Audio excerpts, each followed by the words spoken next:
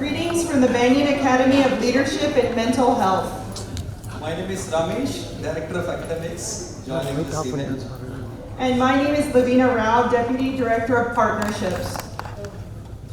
Welcome to the SFL Lecture Series, 5th edition, on the topic of leveraging the power of ritual to improve health outcomes. So we'd like to welcome the expert speakers and panel discussants, invited guests, and our own BAM and Banyan team members, and also warm welcome to our media friends. To start with, we invite the Parai dance and music team from Agaram Kalaikulu to help us start with this event in a festive tone. Welcome.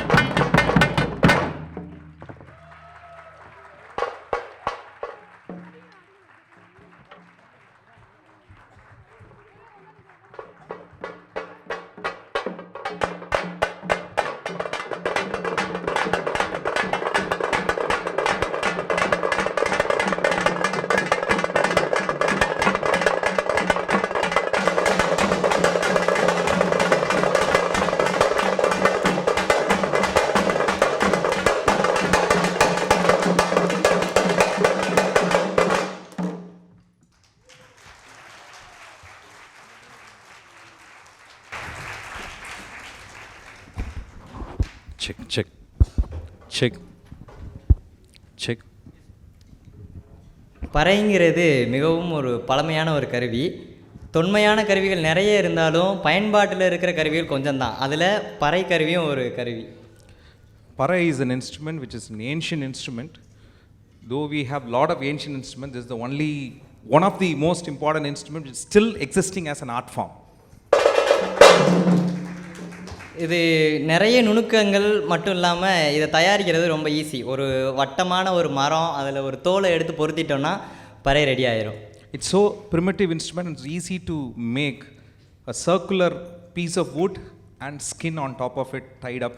The instrument is ready. Even if the shape of the wood is not okay, the sound will be okay. இது திருமணங்களில், கோயில்களில், திருவிழாக்களில், மரணங்களில் மட்டும் இல்லாமல் தண்டோரா போடுறதுக்கும் இதை use பண்ணுவாங்க.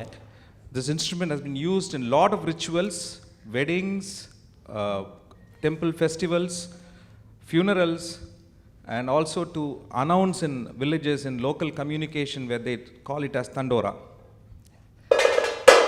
ஒவ்வொரு விஷயங்களுக்கும் ஒவ்வொரு விதமான அடிகள் இருக்குது. அதாவது திருவிழாக்களுக்கு ஒரு வகையான அடி, மரணங்களுக்கு ஒரு வகையான அடி, போர்கள் போகும்போது எதிரிகள் நம்ம நாட்டுக்குள்ளே வந்துட்டாங்க அப்படின்னு சொல்கிறதுக்கு ஒரு வகையான அடி, தண்டோராக்களுக்கு ஒரு வகையான அடிகள்னு பல வகையான அடிகள் அதில் இருக்குது. So every set of rituals have different kinds of beats. For war announcement there is a beat, for funeral announcement there is a beat, for temple festival there is a beat, so that people will understand what is happening, because the sound will communicate what is it happening. பறை அப்படிங்கிற சொல்லோட meaning என்ன அப்படின்னா சொல் அப்படின்னு அதுக்கான அர்த்தம். அதாவது இப்போ கூட நம்ம மலையாளங்களில் வந்து சொல் அப்படின்னா அவங்க வந்து பறை அப்படிங்கிற ஒரு வேர்டு தான் யூஸ் பண்ணுவாங்க. ஸோ இதுதான் அதுக்கான அர்த்தம். The word parai means communicate. This ancient Tamil word is still in practice in language Malayalam. So they always use the word parayu. எந்தா பறைனது மனசிலாயோ. பறை எதுக்காக பயன்படுத்துகிறாங்கன்னா பெரும்பாலும் தன்னோட இன்ஃபர்மேஷன்ஸை ஷேர் பண்ணுறதுக்கும் அவங்களோட எமோஷன்ஸை கன்வே பண்ணுறதுக்கும் தான் இது use பண்ணப்பட்டுச்சு. It is actually an instrument used to communicate and also to express anger, express the feel of joy, everything. ஒரு சில கருவிகளை மட்டும்தான் நம்மளால் வாசிச்சுக்கிட்டே ஆட முடியும். அப்படி இருக்கிற ஒரு சில கருவிகளில் பறை இசையும் ஒன்று.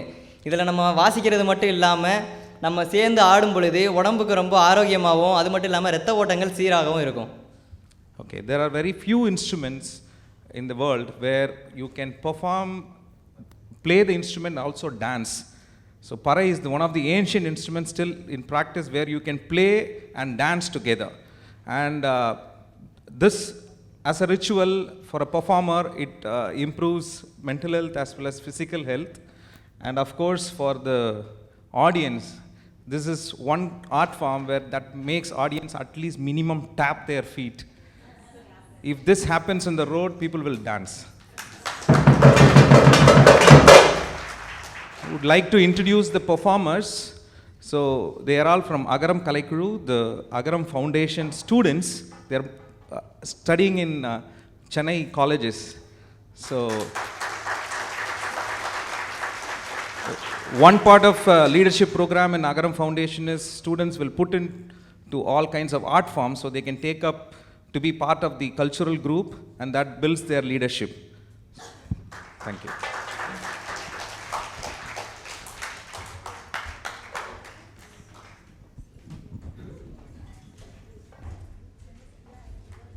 Everybody, and welcome to the 5th edition of the Sundaram Fasteners lecture series. It is my absolute privilege to introduce Dr. Nachiket Moore to the stage. Dr. Nachiket Moore is an economist by training and now reimagining and redesigning health systems in India and contributing globally to the knowledge of how to redesign health systems.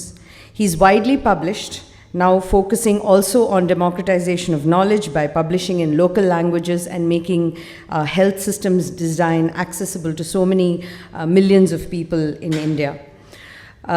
He's got a never-ending quest for knowledge, now pursuing his second PhD, and Dr. Kishore keeps saying that Nachiket can actually be a doctor because he knows much more than most doctors about the human body. And of course, there's just so much humility, so we wanted to take a little bit of time and, introduce him and get it all out of our system.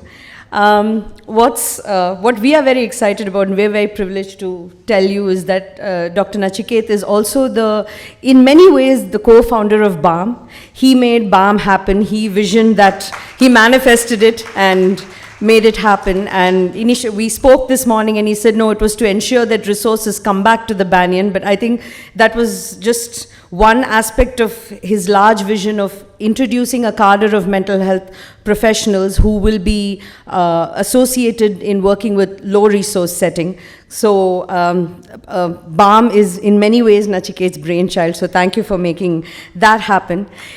In addition to the financial resources that, Nachiket has brought in for us, he ran a marathon to raise 1 crore for the Banyan when we didn't have any money. In addition to that, he's brought in so many resources, so much knowledge. He teaches a course at BAM on public mental health and has now trained our folks to, run it independently. He has also brought in Professor Cristine, and we are imagining a long and fruitful association with her. So all this happened because of you, Nachiket, and it is such a privilege that you are a teacher and guide to so many of us, and have now become part of so many committees advising our scale-up, advising our programs. So thank you so very much for joining us today, and please come to the stage. Thank you.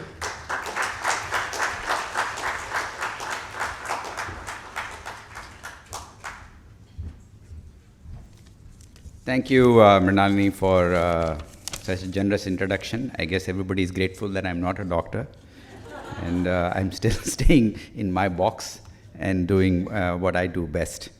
I want to thank the Banyan for allowing me to introduce Professor Cristine Legare today. She has a PhD in developmental psychology from the University of Michigan and has been with the University of Texas at Austin since 2008. She's a professor of psychology and the director of the Center for Applied Cognitive Science at the University of Texas at Austin. Her research examines how the human mind enables us to learn, create, and transmit culture. She compares age, culture, and species to address fundamental questions about cognitive and cultural evolution. Professor Legare's core areas of expertise include global public health, international education, child development, and cognitive science. I first became aware of her work through her 2012 paper evaluating ritual efficacy, in which she examines what makes some rituals more effective than others. While I'm sure in her talk she will touch on what she found, the paper had the effect fundamentally of shifting my preconceptions about rituals. I had always imagined rituals as a part of the old superstitious network that if we wanted to be scientific beings and to pursue modern ideas, we need to get rid of. But as I understood her work and have had the opportunity to work with her more, I have a completely different vision and ideas. I see rituals now everywhere. When I moved to the Bill and Melinda Gates Foundation, I was their country director for several years. I was fortunate that I could persuade Dr. Legare to help us examine the intractable issues of maternal child health, where we needed mothers to take up behaviors that were good for health, but we thought at that time were being hindered by their superstitious beliefs. Since then, I'm pleased to say that we have drawn her into our fold, and her work here is expanded well beyond what she initially started. Her recent work in India, for example, is included, amongst many, many other things, an investigation into creative spiritual transmission through artistic activity and training, which amongst other things led to a beautiful short film on Indian miniature paintings. I don't think we'll have time to see it today, but I would encourage you strongly to go to YouTube and take a look at it. One of the many ideas that I've learned from her, from talking to her and reading her work, is the importance of culture, of which rituals and spirituality are an integral part, and how the idea of biological evolution needs to be complemented with the entirely human idea of cumulative culture or cultural evolution. This was an entirely new idea to me. To my mind, this translates to the thought that while culture and beliefs do change, they do so in an evolutionary, continuous, and cumulative way. Very much like mountain paths, and not through deep fissures that you leap over, and move from the traditional to the modern.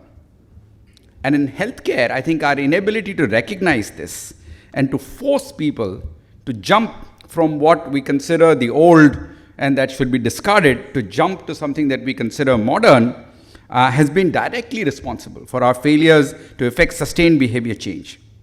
I now believe that if we are to make sustained progress in addressing the enormous burden of disease, even simple ones like iron deficiency anemia, which we have failed to address despite years of work, we will have to recognize this fundamental fact that we as human beings integrate new ideas into older rituals and practice, and allowing us to evolve them and be absorbed into our populations, absorbed into our minds, will have a far more powerful effect than forcing people to say this is not a good idea and that is a bad idea. Attempts, I now believe, to discard the old and bring in the new are associated somewhat, I believe, on a colonial mindset, which suggests that superior cultures are being introduced into these older, traditional, dark areas and are destined to fail, as we have seen many, many times. I'm delighted that I was able to play a small role in connecting Dr. Legare to the Banyan now and the Banyan Academy. The role of culture and spirituality, as Vandana constantly reminds me, is nowhere more critical than in mental health. The Banyan has long experience of working with these ideas. And having these wise and wonderful experts come together, to quote Mr. Harriet, and explore new approaches will lead, I'm sure, to several bright and beautiful insights that will significantly impact the understanding and practice of mental health. While the absence of an adequate number of psychiatrists is undoubtedly a big gap in India, it is also meant, somewhat fortunately, I would argue, that the complete medicalization of the field has not yet happened. This allows us to not only develop new mental health care delivery approaches, but also, instead of using only biomedical science, to develop entirely new practices that combine traditional, spiritual, cultural, and of course, biomedical approaches. I'm really very pleased to welcome Dr. Cristine Legare today for the lecture.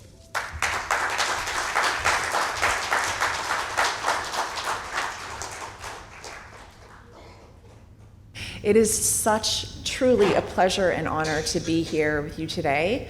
I always, whenever I visit India, I come here to learn. So being here in a capacity as a teacher is truly such a privilege and an honor.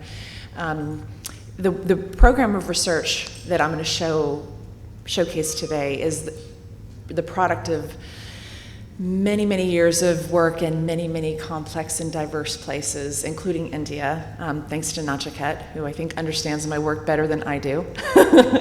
So what I want to showcase is empirical work, theoretical work, and also how we've translated these to application. So leveraging the power of ritual to improve health outcomes means lots of different things. First, it means we need a deep understanding of what rituals are. And a lot of the intellectual academic history of ritual is that it's associated with religion, with religious ceremonies. And it's true that religious ceremonies are certainly rituals, but rituals, in fact, pervade all aspects of human group behavior. What we're doing right now is a ritual where one individual stands up as an authority and speaks to others, and everyone else is situated around tables and all facing the same way, and it's clear how to ask questions, and we use particular gestures.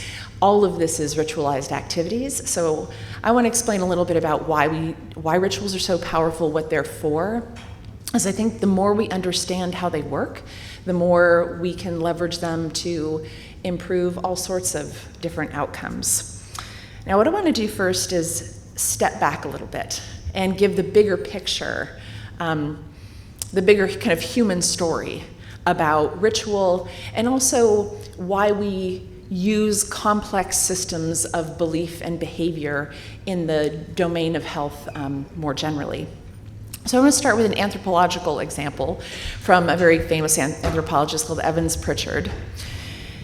So in really formative field work that he did many, many years ago among the Azande, which is a tribe in Central Africa.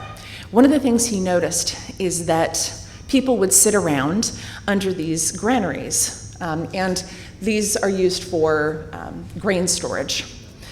And this is a very, very arid, very hot climate, and be very common for people to sit underneath these structures, which are raised off the ground in order to avoid insect infestation and things like that. So people be sitting under these structures, sitting in the shade, and some minority of the time, these structures would collapse because of termites, because of wear and tear, and unfortunately, in some occasions, there would be people sitting underneath them when they collapsed, and they might get injured, or in extreme cases, even critically injured. Now, if you ask people to explain why this happened, there's lots of different ways that you can approach it. So you can give a very mechanistic, naturalist explanation. Clearly termites were involved, they did damage to the wood, that's why it collapsed, right? And people know that explanation, there's no mystery to that. But the question remains, it's not just about why, or how, I should say, it collapsed. So it's intelligible that it should, but why these particular individuals at this particular time were affected is the fundamental human question. We don't just want an answer to how something happened, we want to know why it happened, and in particular, we want to know why it happened to us, right? This is a fundamental drive. And this, I think, is something that is kind of at the core of a lot of human psychology. And it's at the core of why we seek out not just scientific or secular or natural explanations, but also sometimes supernatural explanations. So in this particular cultural context, the supernatural explanation for this is witchcraft, that a witch was involved, a malevolent supernatural force, and that's what explains why this particular person was sitting under this particular structure at this particular time. So this is a fundamental aspect of human psychology, our desire to really understand multiple different levels of causality. So access to natural as well as supernatural explanations is an absolutely universal feature. This is not confined to the Azande, that it's a pervasive experience across all cultures. There are no cultures in the world that are universally secular. And in fact, what a lot of the research has shown is that in countries where organized religion has declined, New Age spirituality has increased. Which suggests that there's really universally a desire for the kinds of answers that supernatural explanations can provide. So the need to integrate different types of explanations, whether it's natural, supernatural, kind of folk scientific versus formally scientific, this is a general cognitive challenge. And what I want to talk about next is how we reconcile these explanations, because in fact, we are incredibly good at reconciling all sorts of explanations. So there's a number of different ways we can think about, again, natural, scientific, religious, supernatural. One way to think about it, which is common among some popular scientists in the US, is that these are competitive ways of knowing. Science and religion are in a battle for the truth, and science is clearly going to be the winner, right? That's one way you could conceptualize this. Another is that science and religion are complementary or coexisting, but they're distinct. So they're kind of separate. We use science here, we use religion here, but we keep them separate. Separate but equal. That's another way you could think about it. Finally, you could think about synthetic or blended models, that we integrate these in complex ways. And spoiler alert, the psychological research shows that option 3 is the most common. It's not to say there aren't cases of conflict, but they're rare, and most people integrate scientific and religious explanations in all kinds of really creative ways. So the assumption that natural and supernatural explanations are psychologically are incompatible is psychologically inaccurate. The overwhelming majority of psychological research, I've done this, I have many colleagues who've done research of this sort, has shown that we have many creative ways in which we integrate them. This is right here, this is Maxwell's equation. This is the American undergraduate version of explanatory coexistence, where there are scientific laws that explain fundamental physical forces, but that there was a divine origin of scientific laws. This is how theistic evolution works. So you can absolutely endorse evolution by natural selection and still posit that God had a role in designing evolution, or the genesis of life. There's lots of different ways in which these can be reconciled. And it's not just that, very obviously we have scientific explanations for some things and religious explanations for others. What I think is most psychologically fascinating is how we integrate these to explain the very, very same event. So there was this really fascinating research done by female oncologists whose specialty was breast cancer. So these women understood breast cancer as well as the scientific community understands it, right? Very, very sophisticated, very detailed understanding. And they could give a mechanistic account of what causes breast cancer. Obviously, they're experts. But some portion of these women, as occurs for many women, were themselves affected by breast cancer, developed breast cancer themselves.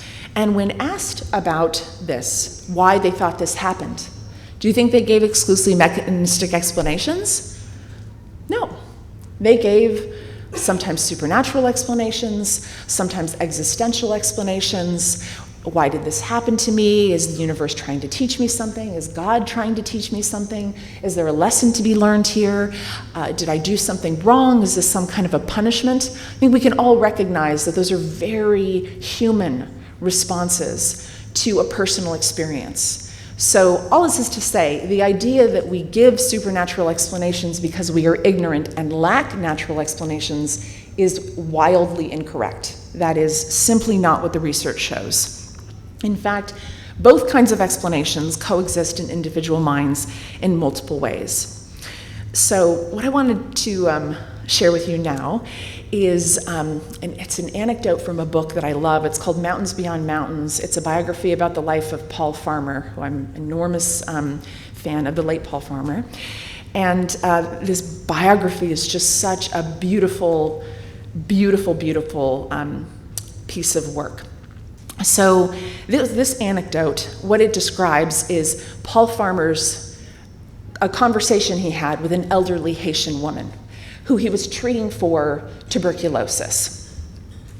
So when he had first interviewed her, this is Paul Farmer doing the interviewing, she'd taken mild offense at his questions about sorcery. This takes place in Haiti, where witchcraft and sorcery are widely endorsed. She'd been one of the few to deny she believed in it. She stated, "I'm not stupid. I know tuberculosis comes from people coughing germs." She'd taken her full course of antibiotics. She'd been cured. But now, a year later, when he asked her again about sorcery, she said that of course she believed in it. "I know who sent me my sickness, and I'm going to get her back." Why is it always a her? I don't know. "But if you believe that," he cried, "why'd you take all your medicines?" So in free translation, she said to Farmer, "Honey, are you incapable of complexity?" Right? This is very psychologically sophisticated stuff. She endorsed the mechanistic explanation for tuberculosis, as well as the treatment plan, which is consistent with that mechanism. But she also had the very human question of, well, why did I in particular get tuberculosis?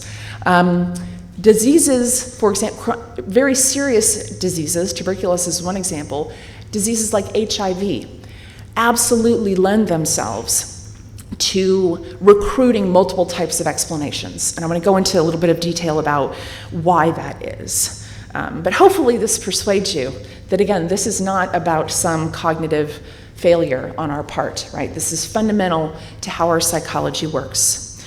So I want to talk a little bit about existentially arousing domains. We've got biological origins. I'll explain the dinosaur in a second. The faith healing in the context of South Africa. I spent many, many years studying the HIV epidemic in South Africa and how people explained it. And then also death. So these are very consequential human domains that we all want explanations for. And we don't just want the how, we want the why, right?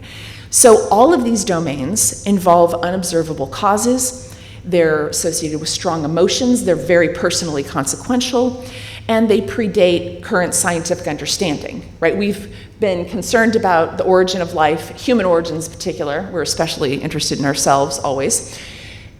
Serious illness, for example, and death. These are age-old questions. The dinosaur I wanted to show you because it's an example of a case where science and religion can be in conflict, right? So if you think about evolution, if you endorse theistic evolution, that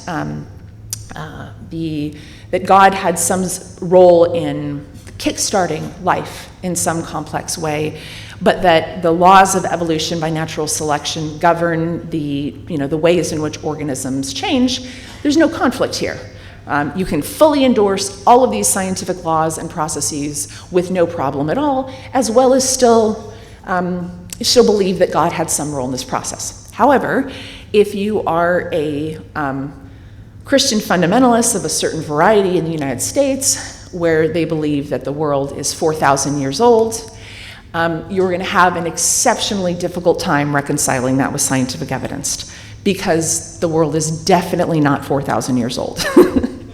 So one, I don't know if I want to call it ingenious, so let's go with creative way to reconcile, because what do we do with all these dinosaur bones, right? Because humans have been around for 4,000 years, and we awkwardly have all of these dinosaur bones that it's pretty hard to deny. So some groups in the United States who've opened a museum, it's called the Creationist Museum, they speculate that in fact, prior to the fall of man, involving Adam and Eve, I don't know, it's complex theology, that we coexisted with dinosaurs peacefully. And this is a human child riding on the back a saddle, not quite a nice saddle, of a triceratops, right? So the only way I went to this museum and I asked, how do you explain the Tyrannosaurus Rex, right? How do humans coexist with these, the Tyrannosaurus Rex? And their answer is, prior to the fall of this religious experience, dinosaurs ate plants. So the dinosaurs were vegetarian. And then I asked, yeah, but why do you need all those teeth as a T-Rex? Why do you need a mouthful of razor-sharp teeth if you're eating cauliflower? Anyway, I asked way too many questions. I got in all the details. So reconciling natural and supernatural explanations, it's endlessly fascinating. And there are some cases of conflict, but in most cases, they can be reconciled pretty readily. Okay, so I want to talk a little bit about my experience studying AIDS in South Africa. And I chose to study this particular topic. Actually, I ended up studying causal explanation quite by accident. I was interested very focally for very practical reasons. At that point, this was in the early 2000s, the HIV epidemic in South Africa was just destroying the country. 40% of pregnant women were HIV positive. There was widespread panic. There was an attempt to try to understand what to do. And a lot of the interventions were kind of very hastily created, drawn from other countries, really without any attempt to understand the cultural context. And there was a lot of confusion.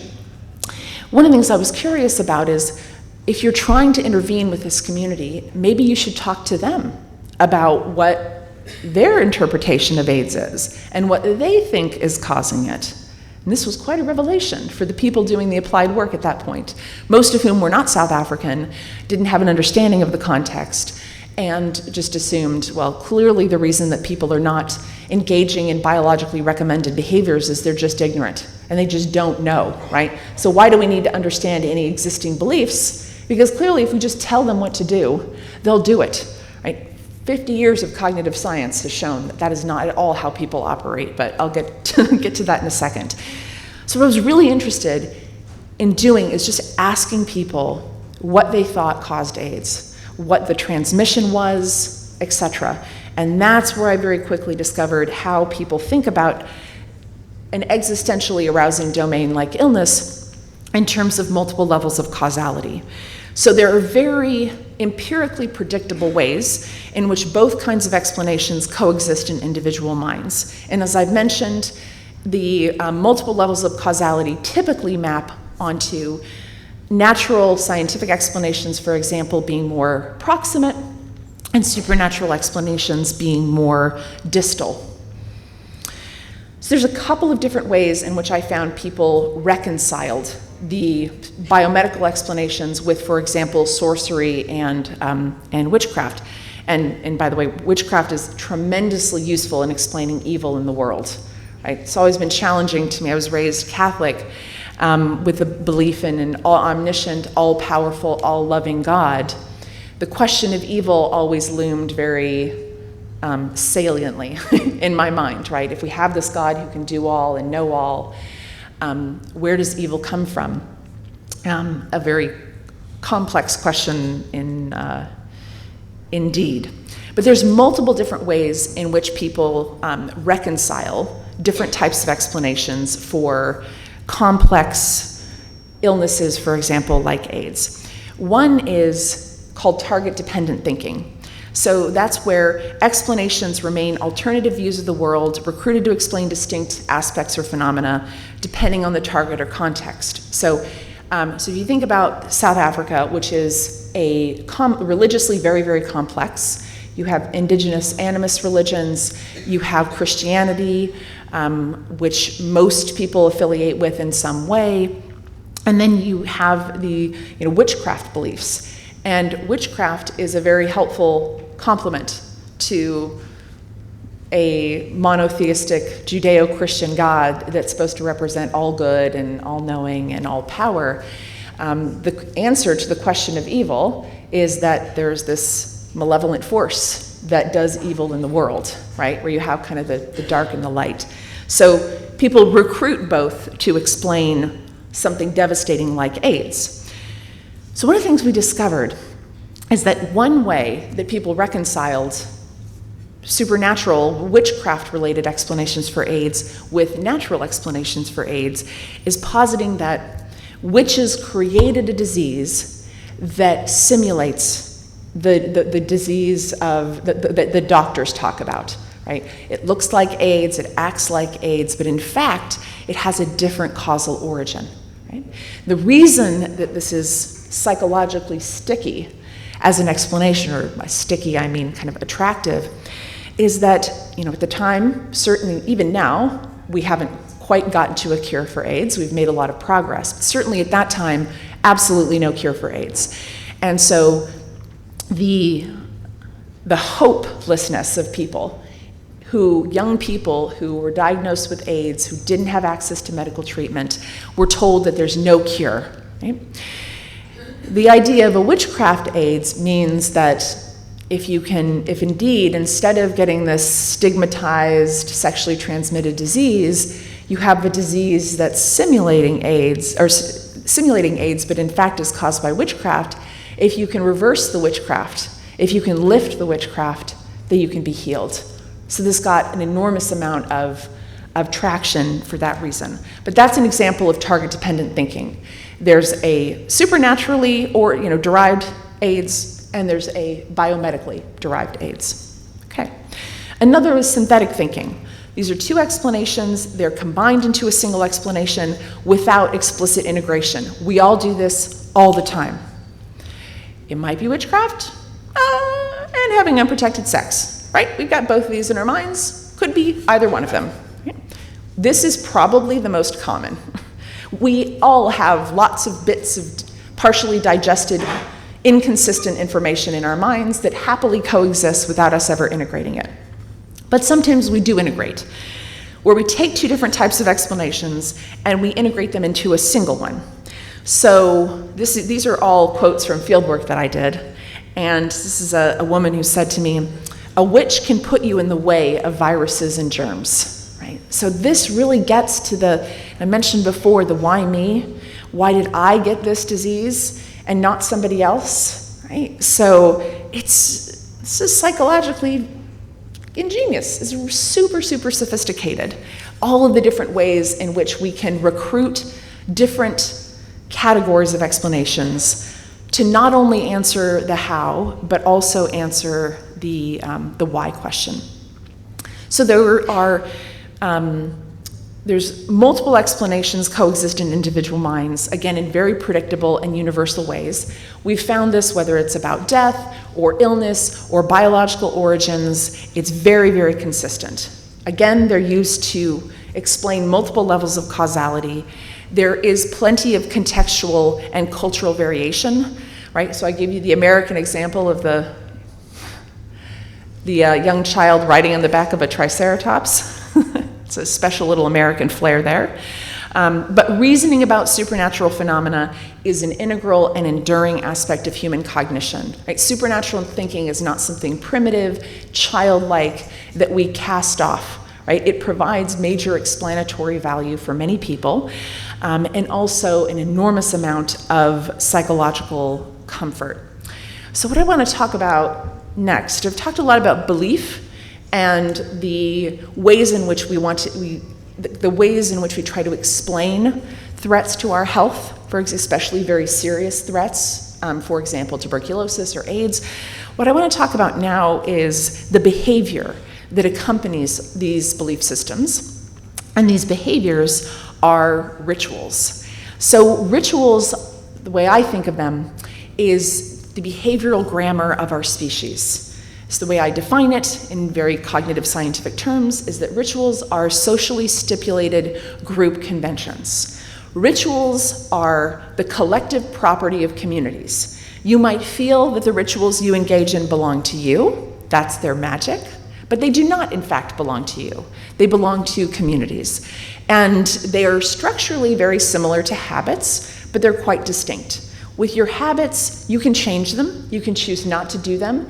There will be no repercussions at all for you doing that. Rituals, however, again, you're not the author of your own acts, and it is not within the power of individuals to change rituals, because again, they don't belong to individuals exclusively. Another really important characteristic of rituals is that they are causally opaque. And all that means is that there's not necessarily a salient mechanism or process that connects a particular set of behaviors to an outcome. So if you think about something like a rain dance that is done, like this incredible, glorious dance that we witnessed today, I'm not sure if it's for rain, but it was powerful enough that I'm sure it could cause it to rain. There's not necessarily any physically obvious connection between the movements of the dance and making it rain, right? That's what I mean by causal opacity. But in fact, instead of this being some kind of design flaw of rituals, this is really part of their superpower. And I'll explain a little bit more about why that works, why the combination of social stipulation, that kind of collective property piece, and causal opacity work together to promote the transmission of rituals. Rituals serve very important social functions in human groups. I'll talk about that next. And they drive cultural transmission intergenerationally. So rituals, they carry culture, right? They preserve culture. And there are profoundly powerful mechanisms for transmitting rituals over time. And Nachiket mentioned cultural evolution. Rituals are the product of cognitive and cultural evolution. They are a universal feature of all human groups, and they are recurrent. So at their most surface level, the rituals of communities look endlessly variable. There's different dress, there's different markings, there's different dance, and there's different song and different languages. There's so much variation. What I want to persuade you is that that variation is surface level. Doesn't mean it's not important. It just means that if you look at rituals in a slightly more abstract way, you'll recognize they are very similar to each other indeed. So a little bit about the social functions of rituals. We have rituals as humans because they do critical work for our groups. They mark group membership. The dancers, you'll note, wore very characteristic dress, ornamentation, similar choreographed movements. They help us identify who who our group members are. They also help us to identify who's not part of our group, right? So they serve a double function there. They signal commitment to the group, right? You might wonder, how did we end up with a certain portion of rituals being quite painful, physically painful, maybe psychologically painful? Why would we have these practices? Well, rituals are what I call honest signals that talk, as they say, can be cheap, right? And you could profess your loyalty and devotion to a group all you want, but your willingness to suffer physical pain and discomfort for your group, it's harder to fake that, right? It's an honest signal of investment. So that's a critical function of rituals. They coordinate behavior, so they facilitate cooperation, right? If you ever doubt this, go to a country with a really different culture. You'll realize very quickly they have lots of rituals that you don't know.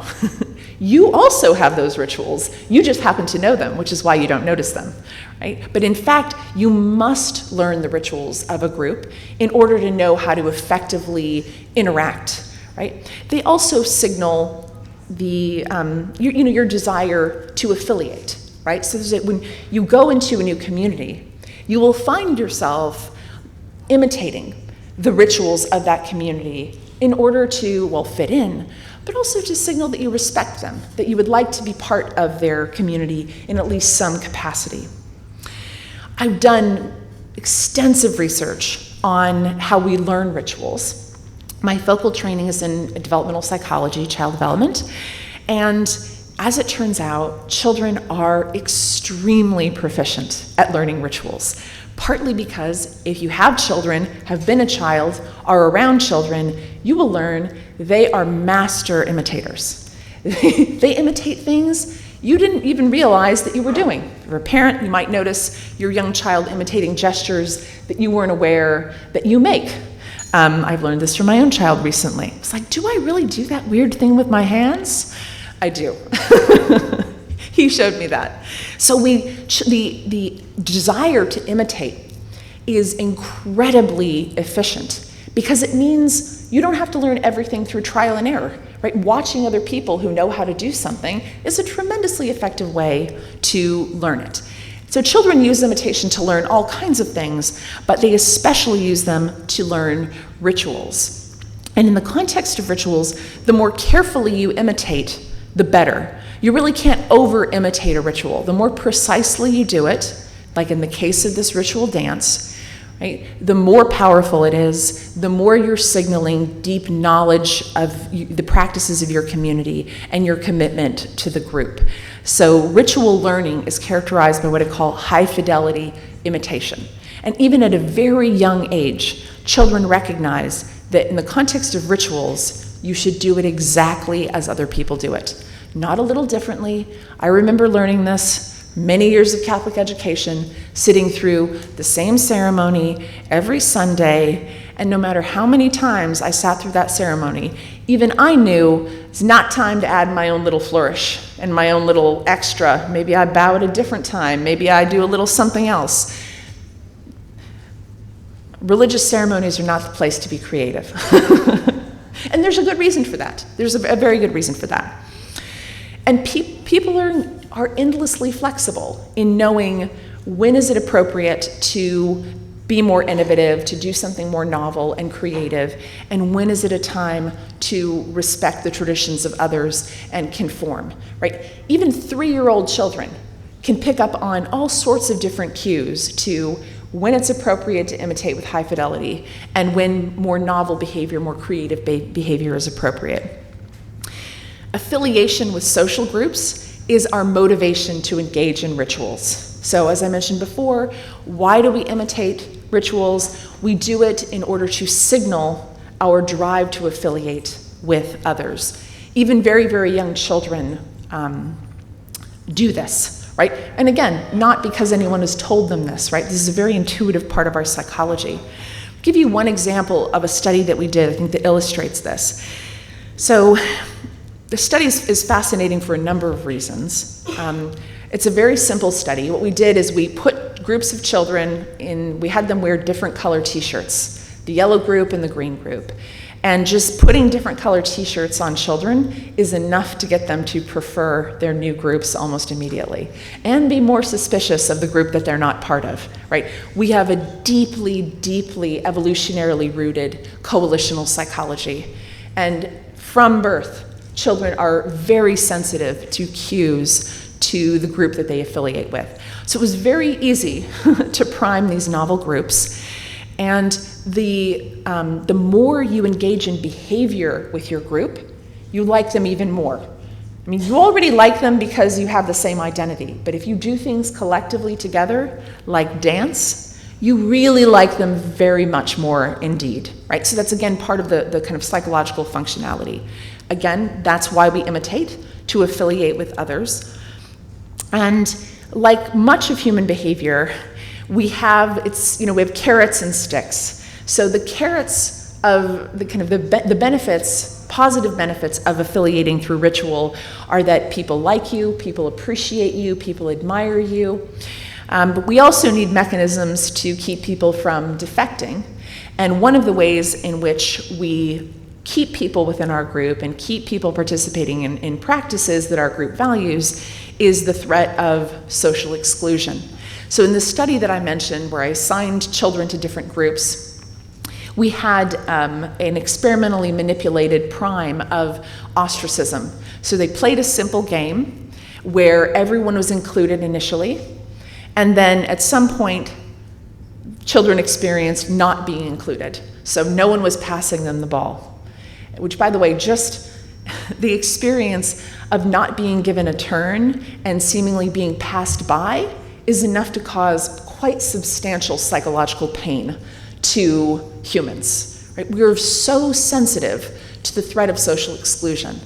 And the reason for this is because our psychologies are deeply interconnected and we need each other. We're social species.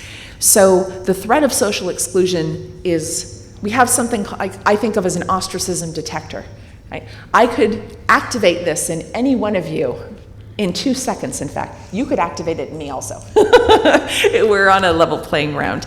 So the threat of social exclusion motivates people to engage in ritual. So in fact, children that experienced ostracism imitated the rituals of their group, the people that were ostracizing them, with much greater fidelity, right? Probably because they're signaling, no, I'm really committed to you.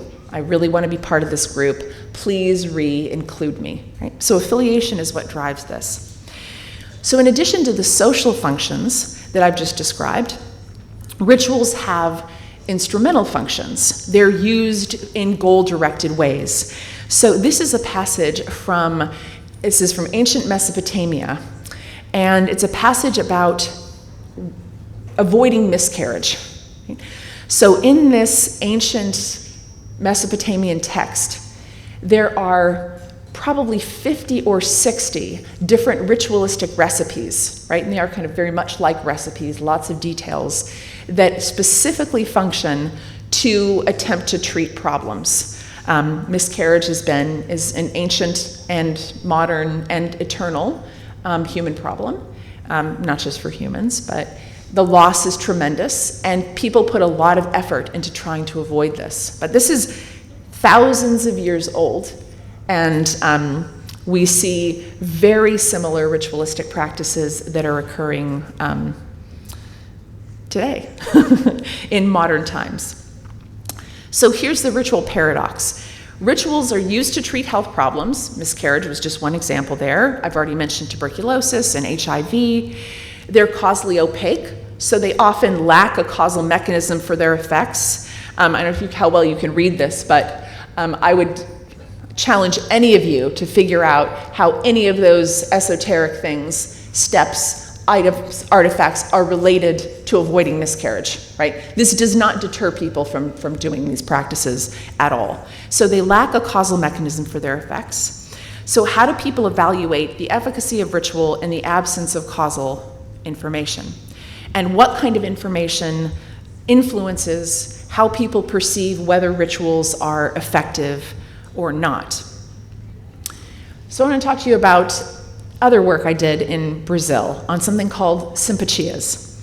So simpachias are ritualistic remedies, and they are used to treat all manner of different problems. Illness, unemployment, needing to attract a spouse, needing to retain a spouse who maybe doesn't want to be retained, all sorts of things. So here's an example of one used to attract a partner. All I want to point out here is how much procedural detail is included, right? A new sharp knife. Stick it 4 times into a banana tree, not a mango tree, not an apple tree, it's got to be a banana tree, on June 12th at midnight. Tons of procedural detail. The reason all this procedural detail exists, right? Think about a recipe, right? Imagine you're a novice cook, or maybe say a novice baker, and you get a recipe. You don't know about the biochemistry of yeast. What do you do when you get this recipe?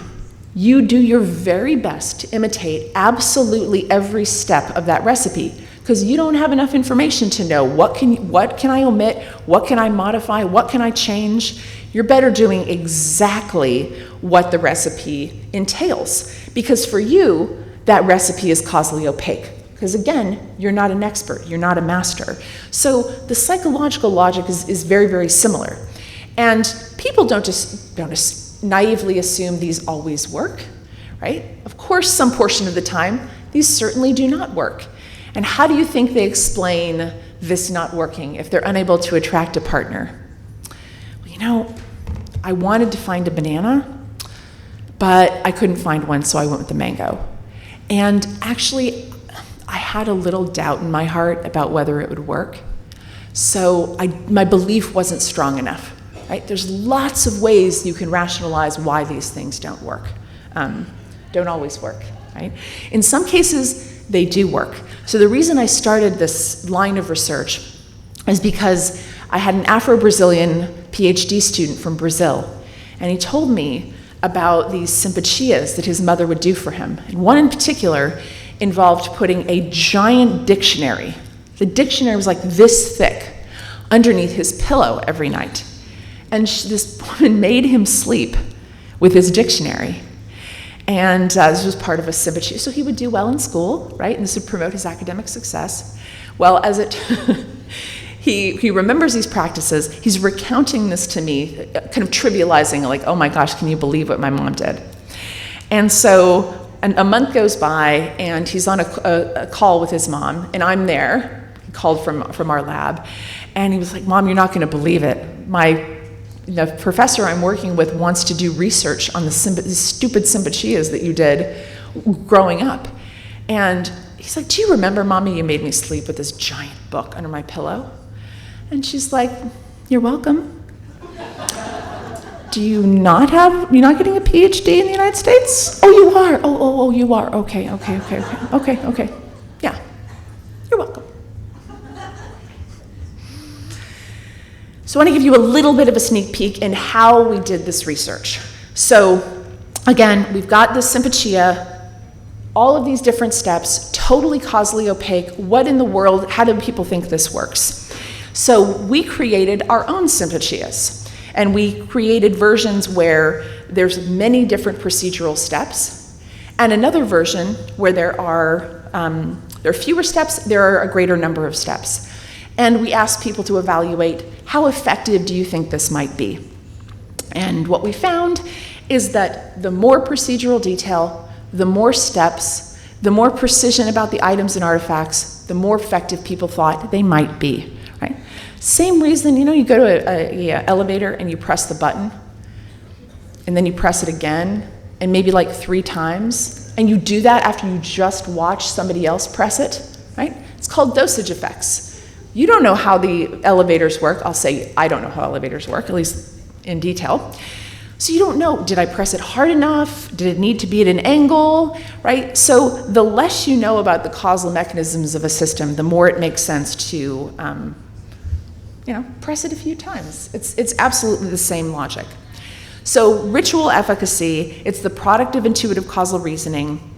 Things like repetition, the number of procedural steps, the time specificity, all of those things influence how we evaluate its efficacy. The presence of religious icons also increase the perception of efficacy. Priming uncertainty increases the evaluation of ritual efficacy. All of these things interact on our minds in very predictable ways. I'll show you an example of a naming ceremony that's practiced widely in northern India. And I just want to point out some of the similarities between the Brazilian simpatia, right? Different countries, different religions, really very little historical, cultural overlap, and yet you can see the supernatural items represent, or supernatural beings represented, lots of procedural detail. This is a characteristic of ritual, and it interacts on our minds in very, very predictable ways.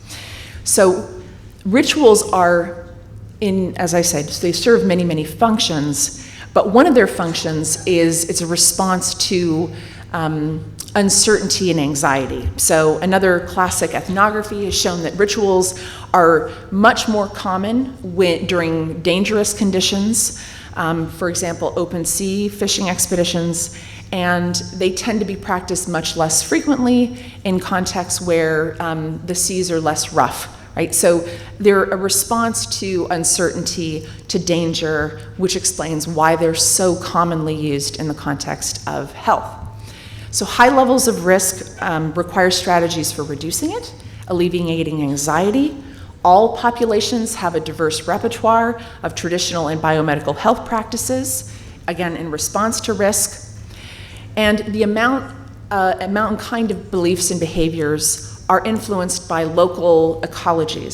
So, for example, periods of the life course where risks are high, for example, birth, there is an exceptionally large amount of ritualization during that time period, right? People want to exert control. They want to try to alleviate anxiety.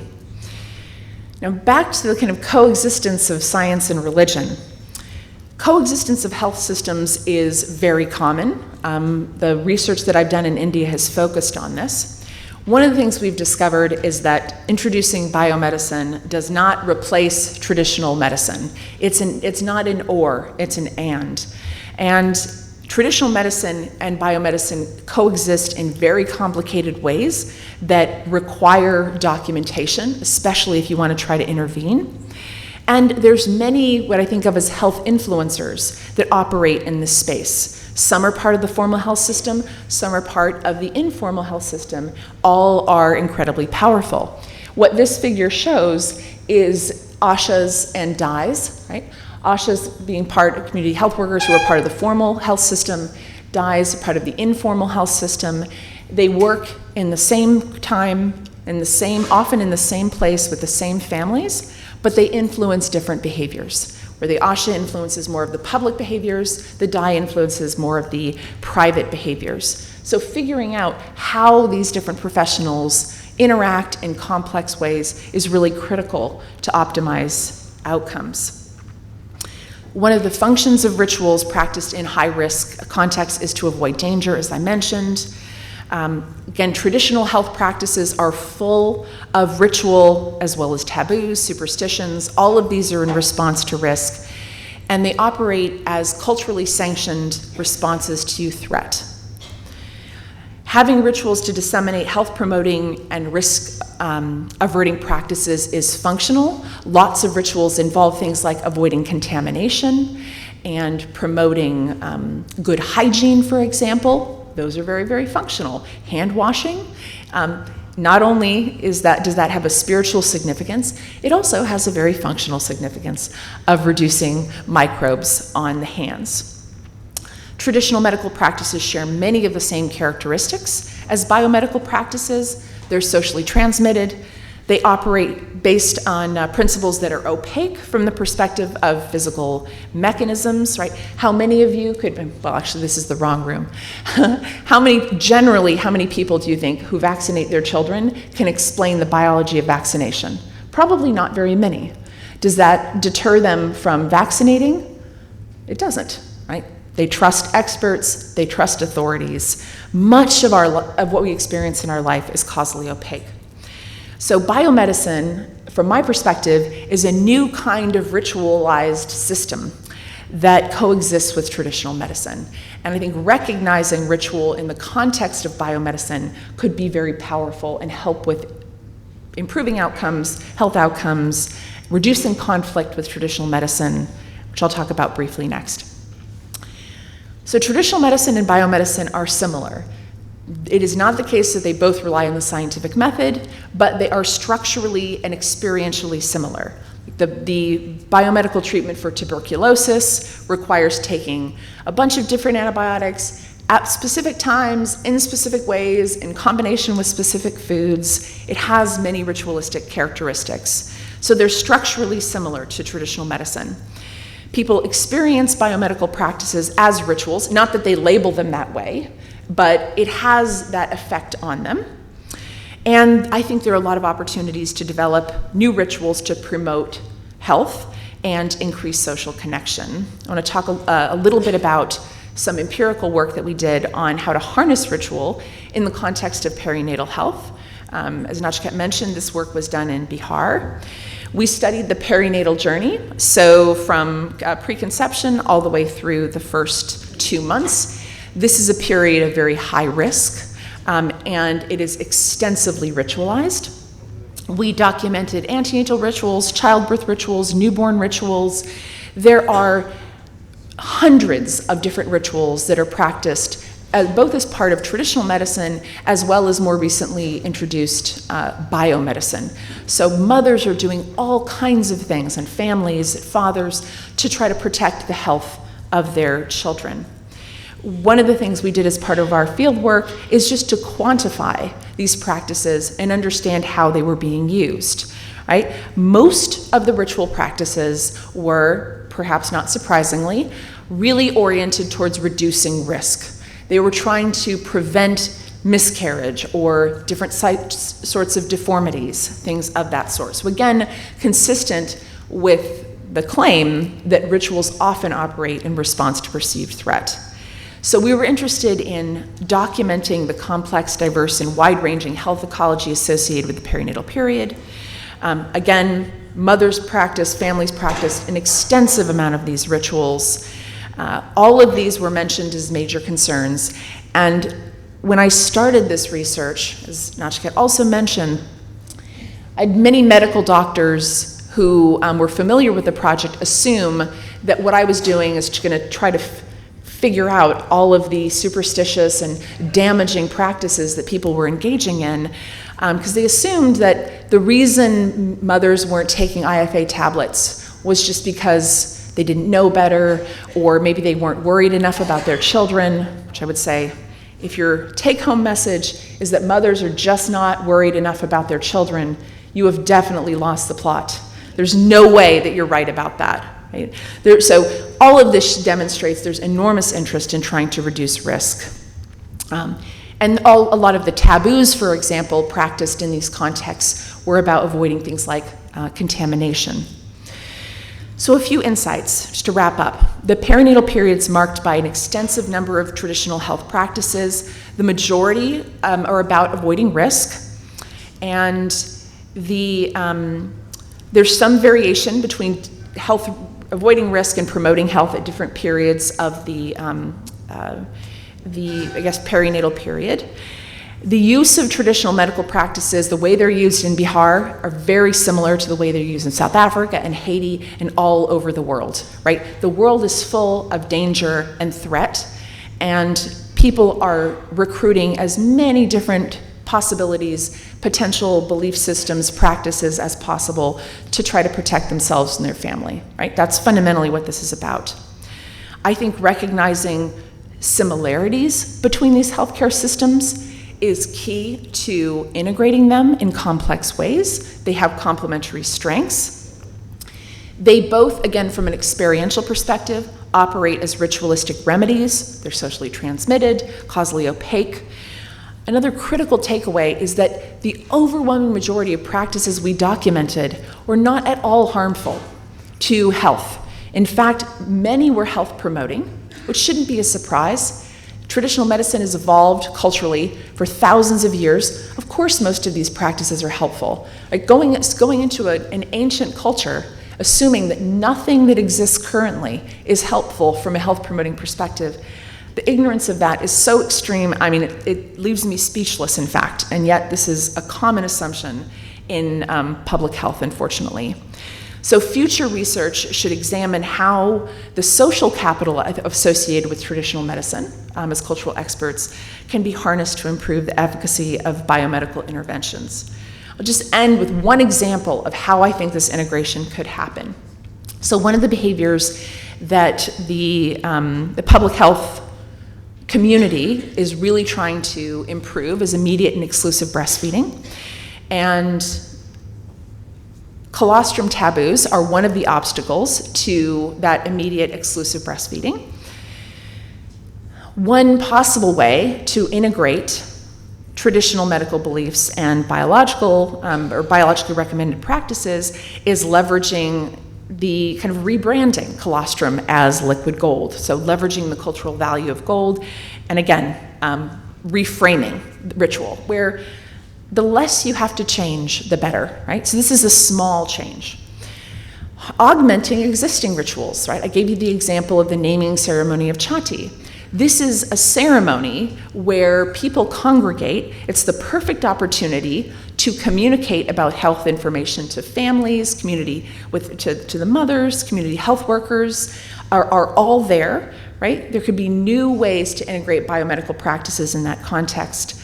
Again, and you can incorporate health information into the ceremonies. And framing messages with more supernatural, authority and power, I think, could increase uptake as well. You can also create new rituals, right? So one of the impediments to exclusive and immediate breastfeeding is that many families in this context would like a religious leader to give a blessing before the initiation of breastfeeding, right? No harm there. But more and more women are giving birth in clinics, which is good and also has its drawbacks. So getting access to religious leaders can be more difficult. One easy solution, the cell phone, right? People have access to cell phones. Why couldn't a priest recite blessings over the phone with the mother right there, remove that obstacle entirely, and create spaces that are spiritually significant and nourishing for people? So there's lots of different creative ways in which these can potentially be done. But we need a lot more research on how to do this effectively, right? We need to make sure we are not, in fact, doing more harm than good. Rituals are complex. They're embedded with meaning and symbolism, and there's a variety of different potential challenges. Medical skepticism, cultural appropriation concerns, very legitimate. How do we scale? I think we're going to talk about that in the discussion. Institutional resistance, balancing tradition with innovation. There's lots of challenges, but I also think there's a lot of opportunities to do what I think of as very critical and path-breaking, hopefully paradigm-shifting research that moves away from kind of deficit models. So in conclusion, hopefully this is not controversial, maybe public health professionals should take seriously people's beliefs and behaviors and their culture. Maybe we should start with a deep understanding of local needs, wants, and challenges instead of assuming that we have the answers. A comprehensive understanding of traditional health practices, I think, can improve the efficacy of interventions. Existing rituals always influence the adoption of new rituals, which is why you have to understand what is already there. And imposing biomedicine without considering cultural ecologies of health, including beliefs and practices, is very unlikely to succeed. And that's what I hope is a resurgence for the first time in research on traditional medicine all over the world, as a first step in successful integration with biomedicine, which is, from my perspective, a cultural strengths approach to public health. So thank you so much.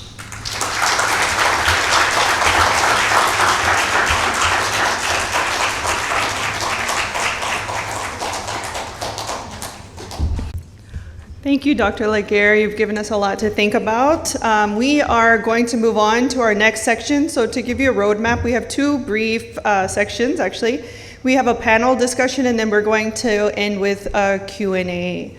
So at this time, I would invite Miss Sharon Butau to moderate. She's going to moderate our panel. Miss Sharon is the Executive Director at LEAD Korea University. And we'd also like to welcome our esteemed guest and board member, Miss K. Sujatha Rao, former Union Secretary to Ministry of Health and Family Welfare for the Government of India. Okay.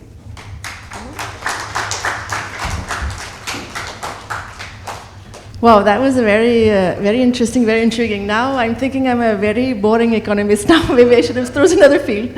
Quite intriguing. So I think I have a full of written question. I also saw Sujatha also writing many things. I'm very curious to hear what you wrote out. But my first question, it comes to the purpose of the study. I'm used to seeing things like leveraging technology to improve health outcome, revealing data. But the power of rituals is one that I have not came across, which is quite intriguing to me. Like I mentioned, I'm one of those boring economists that wants to scale up things. So my first question would be, and all know these terms in development, like scaling up solutions that work, finding something, even the magic bullet that one can amplify and things like that. And when I was looking at a little bit the dialogue on rituals, there are many, that are very local. They might have some potential for efficiency, but how do you articulate that in a world that wants to scale up things on a massive perspective? So it's a bit of a loaded question, but if you can start with that, it'd be wonderful. Yeah, thank you. I guess my first response to that is that rituals are technologies. They're cultural technologies, and we have evolved rituals because they, just like other types of technologies, they solve particular problems. And it is true that on the surface, as I mentioned, rituals are infinitely variable and thus inherently local. But the fundamental structure of ritual is universal and is absolutely recurrent across very, very diverse populations. And I think the focus on scalability has come at the expense of deep understanding, right? Attempting to scale before we understand how systems actually operate is doomed to failure, and public health is littered with failed attempts to scale too fast. So I think getting the local solutions, getting that right, understanding the context, building and incorporating rituals into existing practices ensures that you have a template that is locally effective, and that the goal is not to apply the same rituals everywhere. The goal is to get a template that works and can be adapted in culturally sensitive ways to contexts all over the world. But starting local, because we are local organisms, right? We are fundamentally local. I think this is a really great segue to Ms. Sujatha Rao. I think everyone knows your career as a policymaker as well in health per se. And I wanted to contrast, so you can be individual, you can be localized, etc. But as someone in policy, they have a responsibility for the collective health of society. So it comes with a different set of standards and perspective. So I wanted to get a bit of your insight, Sujatha, on how does one perceive things like, that were articulated, that were interesting, like social capital, to improve healthcare outcomes that can be derived from rituals that could either be help to improve the masses per se. I'll give you an example. For example, in finance, I was thinking of ways where people might not have collateral. So whether we can go to temples and have people sign loan forms to see. So while we were trying to figure out what are local interests that could help increase the uptake of a loan, for example. Yeah. So your question is how do you scale up? My question is how someone from the policy can utilize some of the social capital or the examples that Cristine sort of like articulate as potential segue to improve like ecological systems of health. Yeah. Well, I don't know. First of all, I'm quite overwhelmed with your lecture because I've never really looked at health or, the whole concept of rituals in such a, what do I say, in such a comprehensive manner, and almost equating ritual with science. Is something, because I'm a daughter of a scientist, but my mother was a deeply ritualistic person, so I've seen both sides, and it's very difficult for me to marry my father and my mother in this, in this sense. So, to say about social, in public policy, it's really speaking, we don't look into the so-called social capital that you're referring to in terms of cultural capital, I would call it, not social.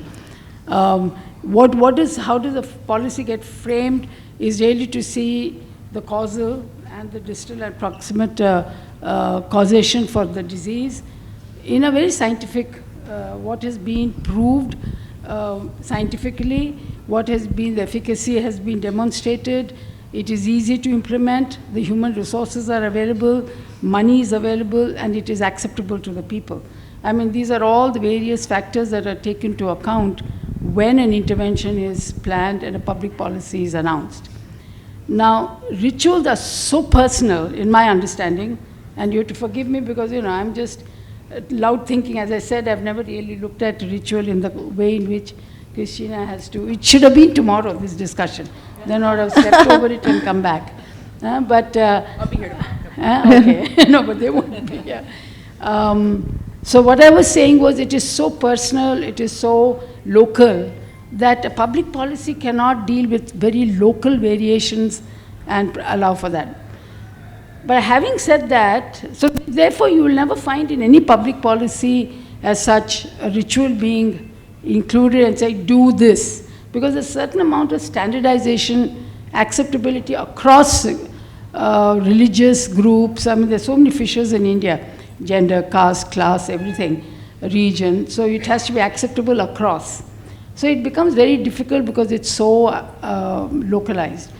That said, Tamil Nadu, for example, included in the RCH, in the Reproductive Child Health Program, what we call Srimantam. In the 7th month of a pregnant woman, you have a religious function, ritual in the house, where all the neighbors, married women would come and bless the pregnant woman and for a child, and then, give gifts and so on and so forth. So that they did it in the primary healthcare center. So they issued an order saying this Srimantam function will be done in the primary healthcare centers. So there was a demonstrable evidence to show the bonding between the doctor, the nurses, the so-called impersonal health workers, and the mother and the community, because the community leaders were also called, women were also called, and they were all blessed, and the whole function was given, and they went home after a good lunch. So this kind of practice, is locally, which is acceptable across, can be integrated. But then, at the same time, and some of the rituals are very good. For example, I know that at least in my community, if after birth for 15 days or so, the pregnant woman and the child should not be going out. That has sense, because you take rest, you're vulnerable to any infection. So that kind of thing, that ritual is a good ritual. Or the ritual of what we call muddy in Telugu, which means that you don't enter the kitchen with chappals on. You have to have a bath before you enter the kitchen. So that again keeps the cleanliness and that part of it. So there are certain things which are useful. But then I'll just take one example where I think it's rituals are highly contextual, and both contextual, historically contextual to social development. So when you have this girl who's menstruating to sit outside the house, which was the ritual of the olden days, because she's impure for those few days, it lent stigma. Though you might say that sitting out and not doing any work, having rest is what is very important when you're menstruating. But then it was also stigmatized. And so, and therefore today girls don't like it. There's a resistance to it, though they may be given an explanation that. So, when this whole menstruation issue, for example, among women is so stigmatized, Sabarmali we saw that you can't enter the temple when you're menstruating and so on. So there is this lovely poem by a traditional poet who says, show me a man who was not born of my blood, of my menstrual blood. So therefore these kind of rituals are being resisted by people today, though you might find some rationale for its. conclusion. But coming back quickly to your question, public policy, I'm afraid, it's very difficult to integrate what is essentially a belief, a faith, maybe a community tradition in that community, and scale it up as a policy. Because I have to have that policy. If it affects somebody, even one person dies, I will be held accountable for that or gets hurt. So this absolute proof that this is useful, not harmful, and does have an outcome has to be demonstrated for any public policy to be formulated. Great, thanks. That's a very great perspective. Longish, No, that's brilliant. It comes to actually my question with Christina, where you ended your presentation on the opportunity. You had mentioned that increasing, the use of ritual and better understanding, and you also mentioned evidence-based case studies. So this relates to because rituals, from what you demonstrated, has a lot of potential, but a lot of people question what is, for example, even Sujatha or other people like me, an economist. So how do you view evidence-based case studies within the context of rituals that we're able to relate to a wider crowd of practitioners that would want to adopt them, either for delivery mechanisms or other aspects of it? Yeah.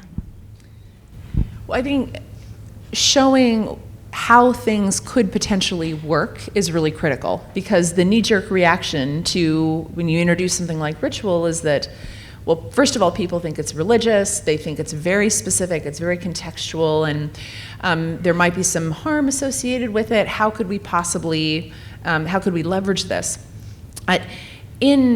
My guess is that in India, almost all communities have some kind of naming ceremony. They have special ceremonies associated with birth, right?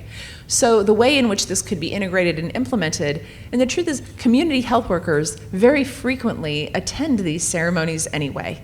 They don't attend in a professional capacity, they typically attend in a personal capacity. So formalizing their participation in these ceremonies to provide health information in a systematic way, that seems to be tremendously scalable, right? And this could be done in culturally sensitive ways. So it's really about plugging into what's already there, not necessarily changing what's already there, because a lot of what is already there doesn't need to be changed from my perspective. But also, we need evidence for how to do this well, for evidence that it does have an impact, that it can be done effectively, which is why investing in understanding these systems well enough to know how to intervene. Because intervening without an understanding of the system can do more harm than good. And there's a lot of evidence for intervening too hastily. But yeah, the idea is to build upon what's already there in impactful ways. Great. Thanks a lot, Cristine. Which brings me to another question. So I'll try to frame it a little bit better. So, because it's not an easy concept as well.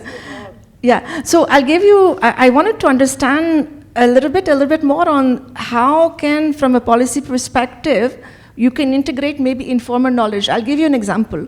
So the airport in Chennai that was built is a joint initiative from India and Canada. This was the first one.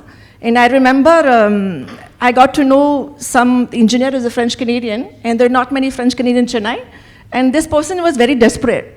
It was his last project of his career from this Montreal firm, and he's about to leave. And I said, "Why are you leaving?" He said, "I cannot, these people violate every safety norms that I've ever known." So then I was just like, he said, "They have no shoes." He said, "I cannot make them wear shoes. They take their tea breaks, and then there is a temple, I cannot build there, it's not in the plan, I have to negotiate with the architect," all of this. So instead of going back to Canada to say, we cannot do this contract, he actually did some social culture training to the architects in Montreal. So he reversed his ideal and he said, let's work with these people. And he came to understand that even I had the curiosity, but I've been there a bit longer. And I seem to be the person where there's some desperate foreigner in Chennai, I seem to be called upon somehow. But I also explained to them that if people are used to not having shoes, very difficult, they'll actually injure themselves if they wear shoes. So he came back, and obviously the airport is there, so he managed to turn things around. So, Sujatha, my question to you is that you see often this understanding of the social cultural training alongside with more traditional procedures, like an engineer who got to know all the social context for him to be able to build his airport. So how, with all the delivery problems, healthcare system delivery problems in India, last mile, etc., would you view sort of like social cultural training for doctors to be sensitive and aware of even informal delivery systems like the DIE versus the ASHA worker? How do you perceive that as an education alongside with the more traditional modes of training for doctors and delivery, healthcare delivery personnel? Yeah. You know, I've always believed that the doctors should be given, should have a course on sociology and anthropology. Instead of just only learning about the anatomy of the body, they need to know the context in which that body is functioning.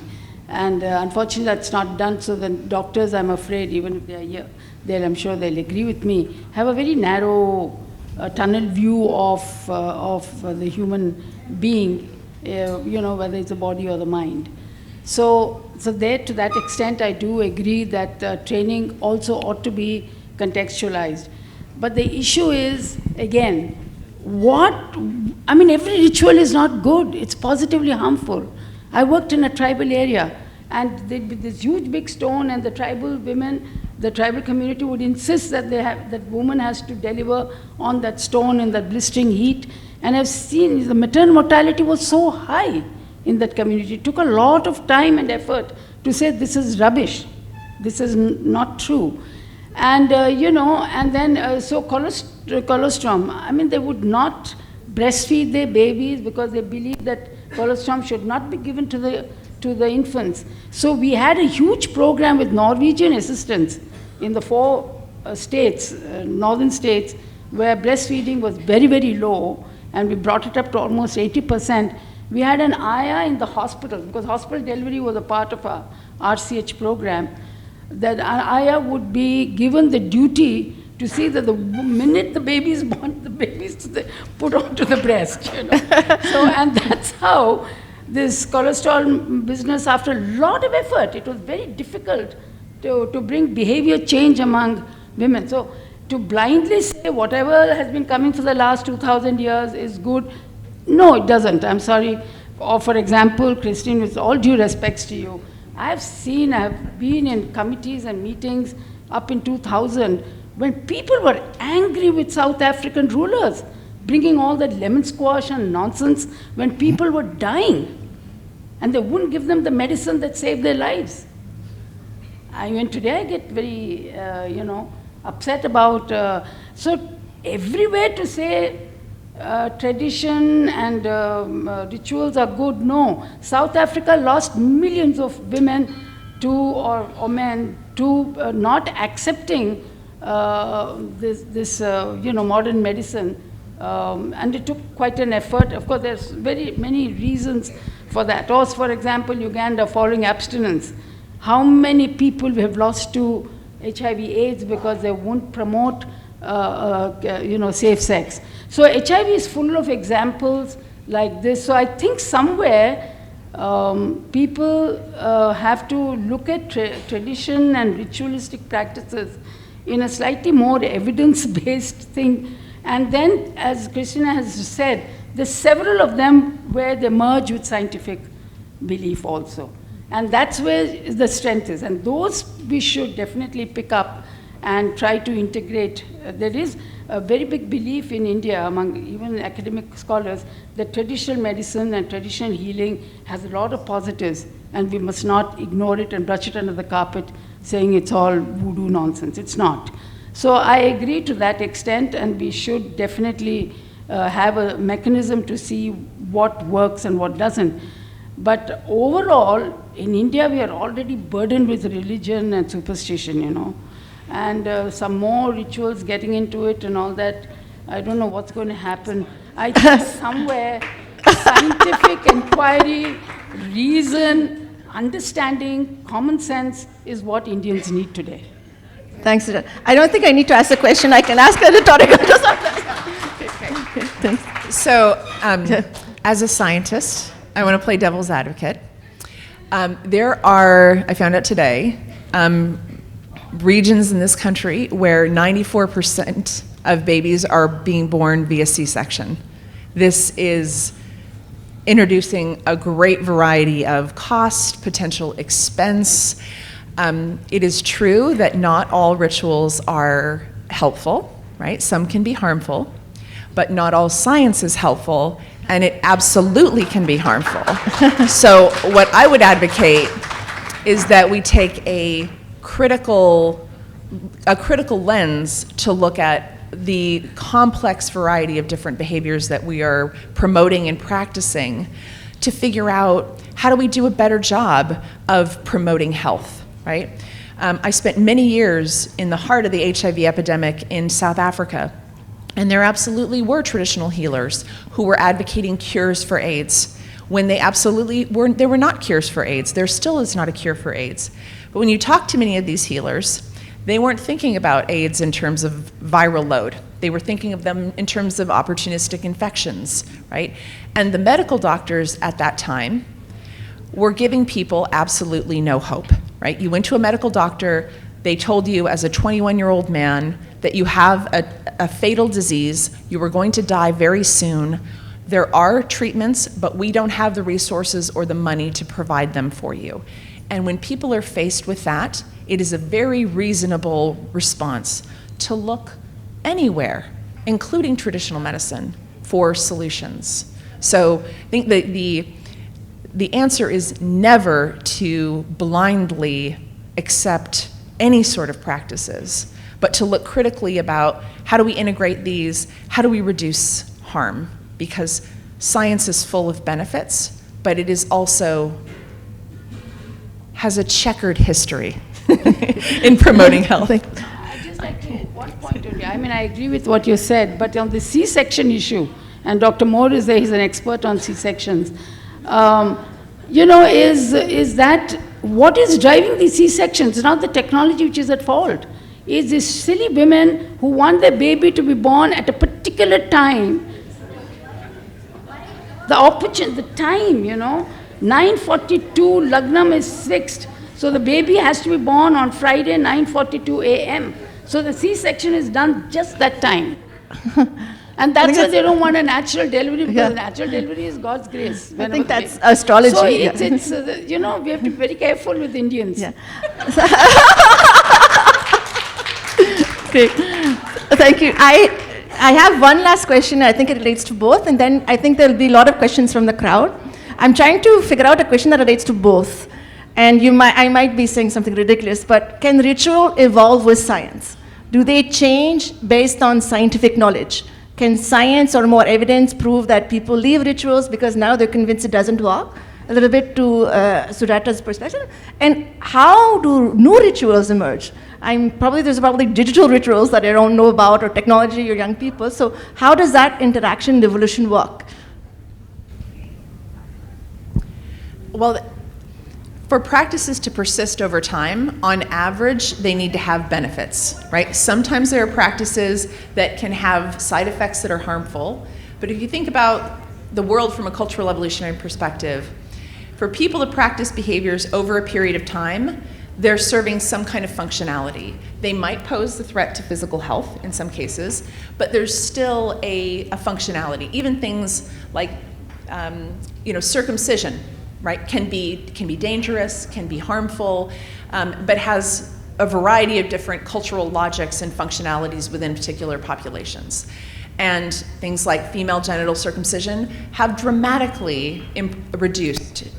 They still happen, and that's tragic and unfortunate, but it happens far, far, far less than it used to. So people are sensitive to practices that do harm. And I think there's lots of evidence for improvements in, or I'd say reductions in things that are harmful and do harm to people. Where science and ritual getting together is concerned in the hospital setting, for example, I think almost every hospital does have a temple. Now that's where the doctors also, the best of doctors, do believe that we can only go that far. Beyond that, it's God's grace.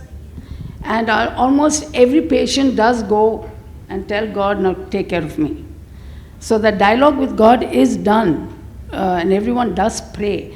I think of all the rituals, prayer is a very powerful personal thing, because after all, what are these rituals? They're born of a fear of the unknown, and we just keep hoping that there's somebody up there taking care of us, and therefore we'd like to, do whatever that takes to get his attention. He doesn't pay any attention to us, but even then.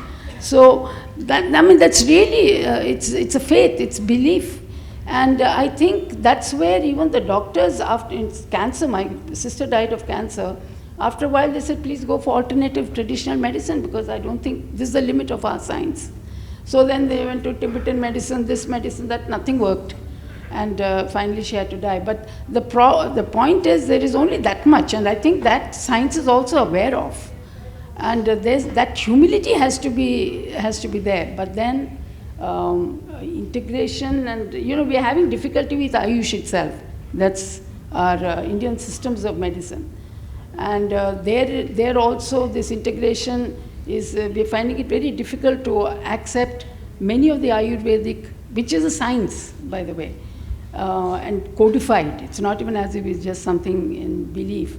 And there are a lot of things that don't get integrated or accepted by the allopathy. Of course, there is a lot of drug industry also. Huh?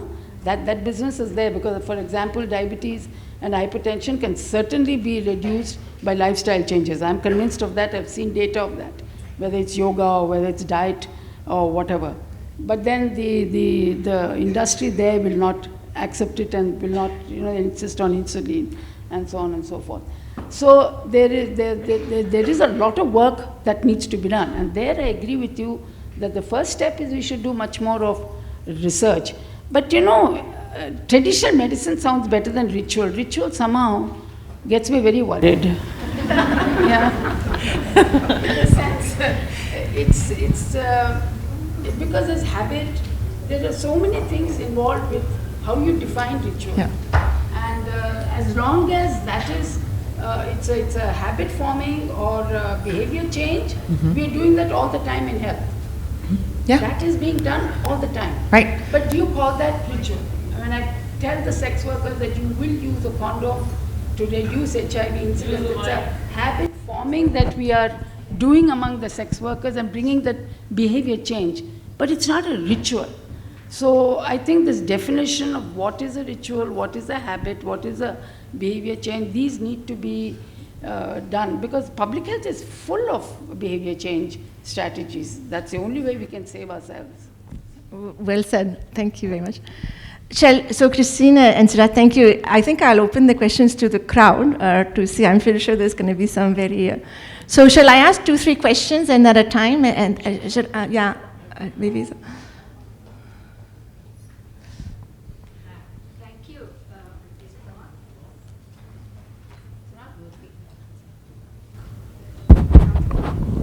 Thank you, Christina.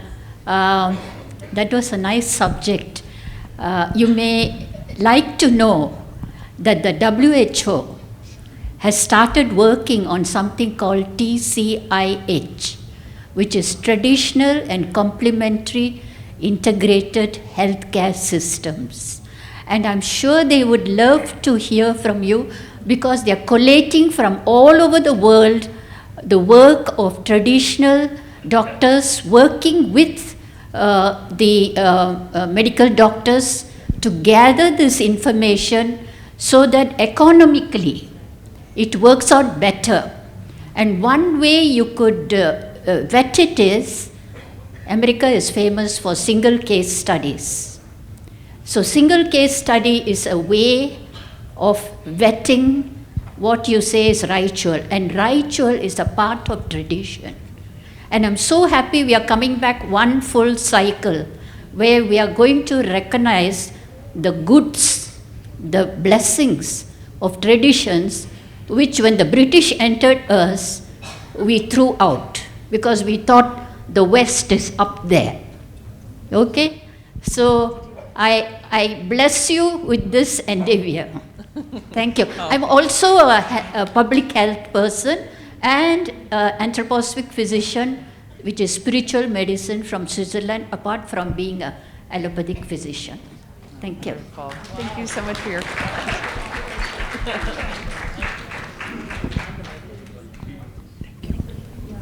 So, yeah.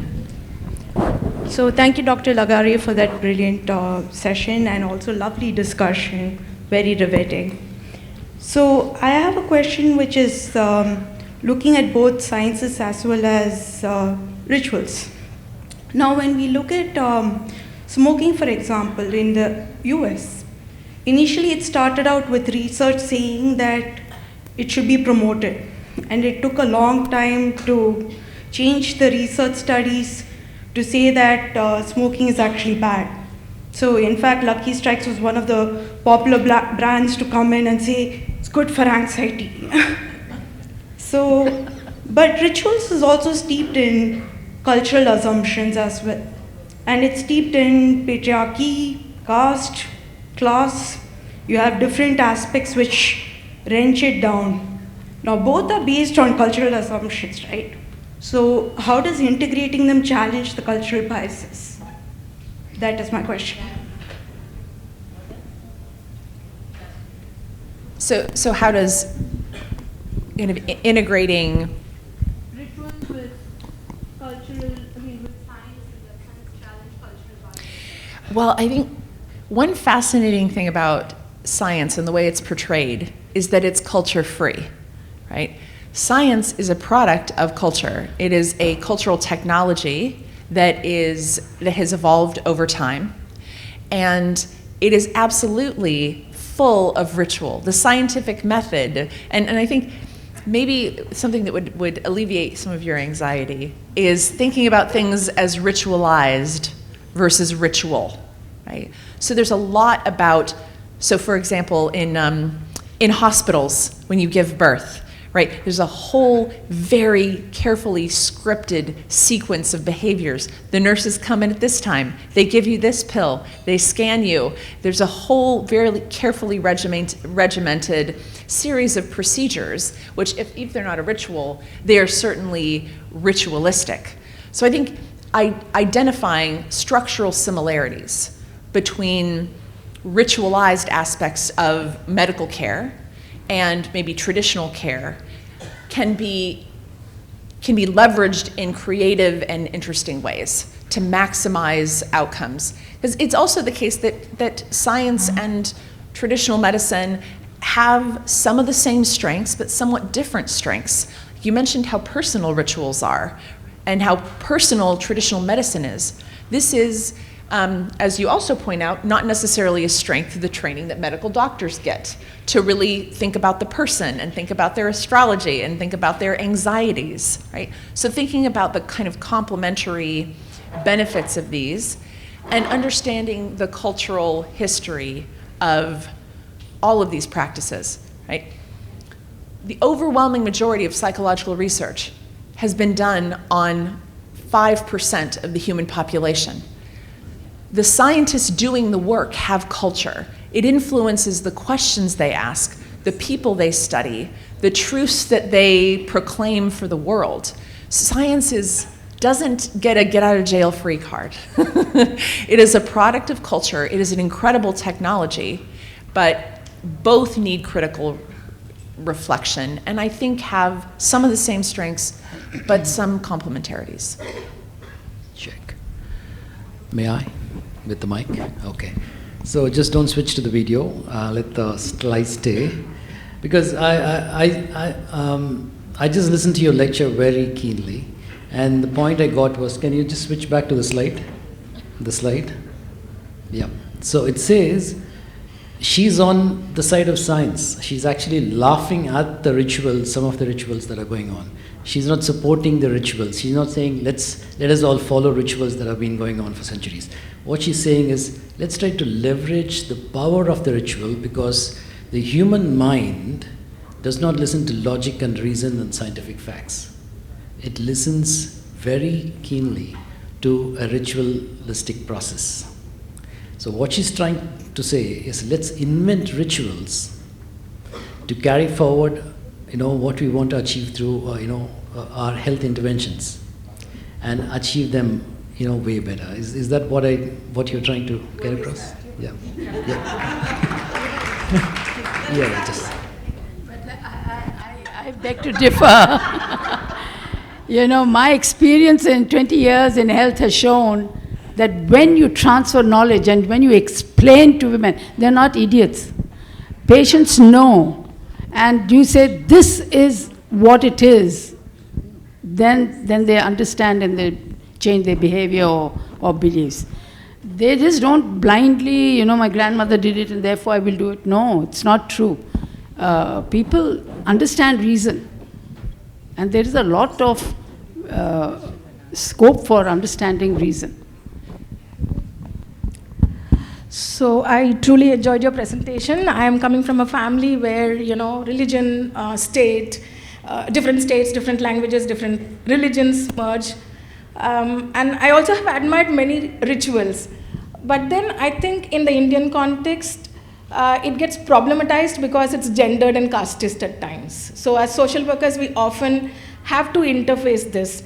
Now, as Dr. Sujatha rightly pointed out, it took centuries for us to come out of theatre. Means it's impurity, as simple as something like periods. And what we are really countering in rural parts of India is practices where there are menstrual huts still persisting.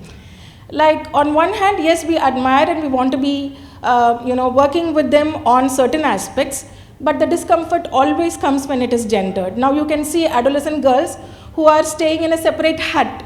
There are snakes, there are, other, experiences the girls interface. And I think Nepal banned it, but still in India we have, and we call it as kurma in Maharashtra. So I think the discomfort is largely because of this. Like rituals like where we celebrate old age, because I also work on aging. I do love that, and I feel like caring for the elderly, how that ritual has to be adhered. But when you go into rural communities and look at gendered casteist practices, it challenges us. So my name is Asha Banu. I'm a faculty from Tata Institute of Social Sciences, Mumbai.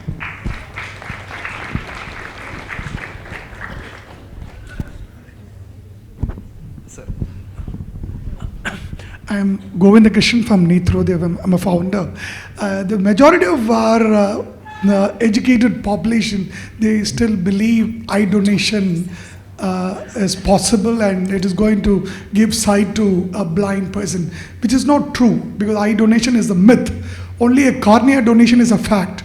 So this campaign is not hitting to the society and people are not aware of it. And also there's another myth. The blind women give birth to a blind child, which is again a myth. There are a lot of blind women, they give birth to sighted children. These two myth beliefs which still persist in our society. I want the society to understand, because even a visually impaired person can donate his cornea, because when his cornea is perfect, then it is going to help corneal blindness. There are more than 100 odd eye-related diseases which are irreversible, which are irreparable. So we need to really take this campaign. I just want to understand from Sujatha Rao whether there's any measures to take this campaign forward. Thank you. The campaign for eye donation, we call it eye donation. You may say corneal, but the point is cornea is a part of the eye, So first you have to donate the eye to get them to use whatever part of that eye is required to restore eyesight in another person. So that eye banks and eye donation thing hasn't worked very well in India. There's a lot of effort being put for corneal collection, and we call it the eye bank, cornea bank, whatever you might want to call it. And I like what they do in America. They take presumptive consent. That means if somebody dies in an accident, and we have a large number of accidents, that it is assumed that that person, if alive, would have donated his eyes. So it's a presumptive consent, which we tried to bring in our act. And just for no reason, there was no opposition, it hasn't come about. But if we did that, a lot of organ donations would be facilitated, because a lot of these people who die in accidents we can really harvest those organs for overall benefit. But regarding that myths, that's right. There's no basis for that at all. So one ritual which my sister went through when she was 7 months pregnant is that they poured ginger juice into her nose and said she'll have a boy because of that. So I don't know how many of you have been through that. So in the 7th month she was told that. And alternately, I have to tell you that when I was young with as you said, a traditional grandmother, I had to sit out during my periods. And I really enjoyed it because I had no work at that time and didn't have to clean the table and sweep and swab and, do housework. Even though we were young, we were encouraged to learn to do everything. So that ritual I really enjoyed. Whereas my sister did not enjoy it and she never told grandmother. So my grandmother finally said, if they are not going to tell me, I will move out and sit in the kitchen only all the time. So I just wanted to tell you that rituals are, useful. For certain people, it depends on what your attitude is. Thank you. Are there any? I think we went about one. The last one. Yeah. What is the role of rituals of faith healing in mental health care?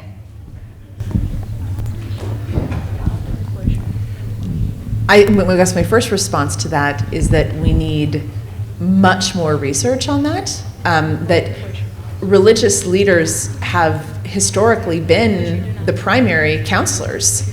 Before psychotherapy was available, psychotherapy is not available in much of the world. Religious leaders were the primary counselors. And I've actually done a little bit of research on that. And one of the things we've found is that religious leaders explain psychological distress in somewhat different ways than secular counselors and focus much more about things like prayer, which is very, very helpful, appealing to the divine, repairing relationships with families, repairing social relationships. And so, and all of these things are, the appeal to the divine, obviously that would be different, but there's secular versions of prayer, meditation, for example. Of course, I know meditation can be religious, but one can meditate in a secular way. Repairing social relationships is objectively and scientifically good for people. So I think it's an example of how we can learn from what already exists in the space of counseling and mental health care in figuring out how to intervene with new sorts of therapies and new sorts of technologies. I think what is, from my perspective, most critical is the human brain is not a blank slate. Our brains have evolved to think in certain ways. We need to consider those cognitive biases and all of it, which are good, but can also have negative consequences. It's not that these rituals, brains are universally good or bad. They exist, and we need to understand them in order to try to influence them. I think that's the biggest takeaway. And to your point, assuming that cultural communities don't already have a lot of complex, sophisticated, important belief systems and behaviors is a lot of what I'm reacting to. Culture is not a blank slate. The brain is not a blank slate. There's already a lot there. And whether you agree with it, think it's good, it is there. And you have to address it, and you really do have to engage with it.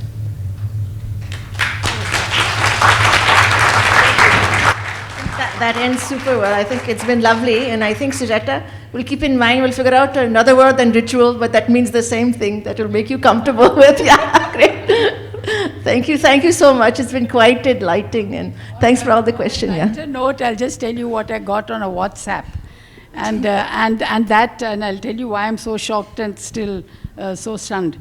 This lady is now, I don't know, many of you might have seen it, has this audience of women, and says, measure the center of the head, exactly like this, put it here, and tap with both the hands, 20 times, 50 times. Cancer will go. Okay? Then you tap here, like this, migraine will go. Then you tap here, your face will glow. And you tap here, thyroid will go. Now I have thyroid and migraine. I'm going to test it out, okay? So tap, tap, tap, tap. And this wonderful thing comes saying Tata Memorial Hospital she works there and she is part of it. And I was horrified. I said, what? Cancer goes by tapping on your head? And believe me, an IAS officer believes it. That's why I'm saying, Christina, India, you don't underestimate.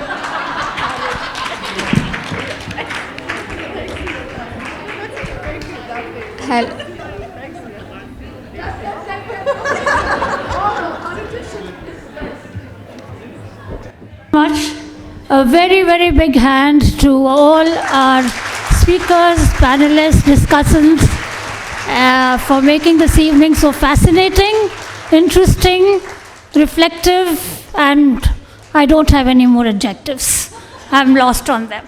So on behalf of the Banyan and the Banyan Academy of Leadership in Mental Health, first and foremost, I would like to thank Sundaram Fasteners Limited, SFL, in particular, Aarti Krishna, the MD, who's not here with us, for consistently helping BAM over 13 years and for promoting very, very keenly these lecture series, which is our 5th edition, and there will be many more. So thank you very much to SFL to start with. Dr. Cristine Legare, very few words, and you've taken us on a journey that is truly, truly remarkable in the sense that, what I picked up is the fact that rituals are a fact. Yeah, rituals do exist. And they're a part of our human consciousness, wherever we are. And I think it's not that a lot of us don't know about these things, but there's a different kind of, portrayal through your research, through your experience, through your travel, and your publications that has brought about the fact which I really loved was rituals are a part of our collective property, of all our communities, and maybe, almost Jungian, archetypal, and that are transformative as well with the time. And I also like the fact that very powerfully said that the power of rituals, are also useful to leverage health outcomes. And I think it's very important to note that, and we at the Banyan and BAM really, really look forward to our collaboration to work in terms of how we can how we can enable rituals and our other biomedical practices coexist together in a synergetic and a promotive manner. So I think that was a fantastic talk, more than a lecture, and most of your world's experience came out through the fantastic slide presentation. Thank you so much. And it's very important for us to note that rituals do have a very, very important space in cultural transmission that's ongoing. So it's not, a full stop. There are commas to rituals. And finally, I would also like to thank you, Dr. Legare, for saying that science and spirituality do coexist. And it's only a reminder. It's not something that we don't know, but it's important also for us to not to marry them off. They can be divorced, but yet be, coexist in the same place without antagonism. So thank you so much for that fascinating evening. Ma'am,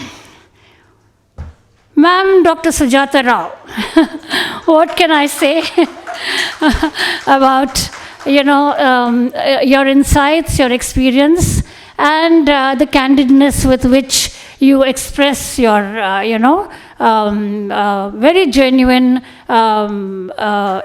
experience brought out through your years of public service from the services.